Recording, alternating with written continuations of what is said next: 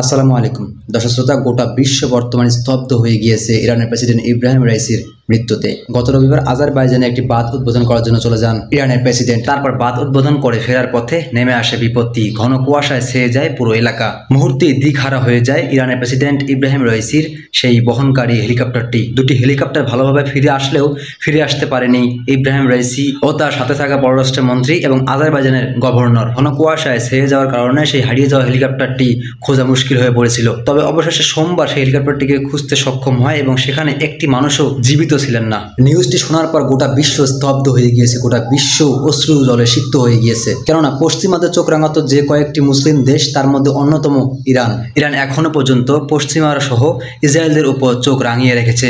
তাদের কারণেই ইসরায়েলরা ভয়ে চুপচাপ থাকার চেষ্টা করে। এরকম একজন নেতা যখন চলে যায় না, তখন গোটা বিশ্ব স্তব্ধ হয়ে যায়। আমরা দেখেছি ইব্রাহিম রাইসির বিমান দুর্ঘটনার খবর শুনে পুরো ইরানবাসী বাহিরে ছুটে আসছিল এবং মহান রবের কাছে প্রার্থনা করছিল যাতে মহান আল্লাহ তাআলা ইব্রাহিম রাইসিকে সুস্থ করে ফিরে নিয়ে আসেন। কিন্তু কি আর করার, আল্লাহ যা করেন ভালোর জন্যই করেন। বেশিরভাগ মুসলমানই খুব বেশি আঘাত পেয়েছে, খুব বেশি কষ্ট পেয়েছে, এই কারণে যে কথা বলার মতো একজন মানুষ তারা পেয়েছিলেন। এর বাইরে তেমন কেউ কিন্তু কথা বলে না অসহায় মুসলমানদের ব্যাপারে, অসহায় ফিলিস্তিনদের ব্যাপারে। তবে আমরা নিউজ দেখতেছি অনেকেই বলতেছে তাকে নাকি পরিকল্পিতভাবে হত্যা করা হয়েছে। এখন এটা কতটুকু সত্য সবকিছু কিন্তু আমরা একে একে জানতে পারবো। তবে তার মৃত্যুতে গোটা বিশ্ব থমকে গেছে, গোটা বিশ্ব স্তব্ধ হয়ে গেছে, গোটা বিশ্বের মানুষ অশ্রু জলে সিক্ত হয়েছে। তো আমরা দয়া করি মহান আল্লাহ যেন তার সকল কাজগুলোকে কবুল করে এবং সকল গুনাহকে মাফ করে তাকে জান্নাতের উচ্চ মাকাম দান করেন, আমিন। তবে এবার দেখার পেলা ইরানের পরবর্তী প্রেসিডেন্ট কে হয় সবকিছু কিন্তু আমরা আস্তে আস্তে দেখতে পারবো, সবকিছু আস্তে আস্তে খোলাসা হয়ে যাবে, শুধু কিছু সময়ের ব্যাপার। তো ঠিক আছে দর্শক, আসেন ভিডিওটি শেষ করা যাক।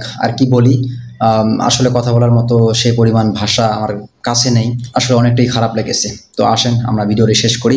ভালো থাকবেন, আল্লাহ হাফেজ।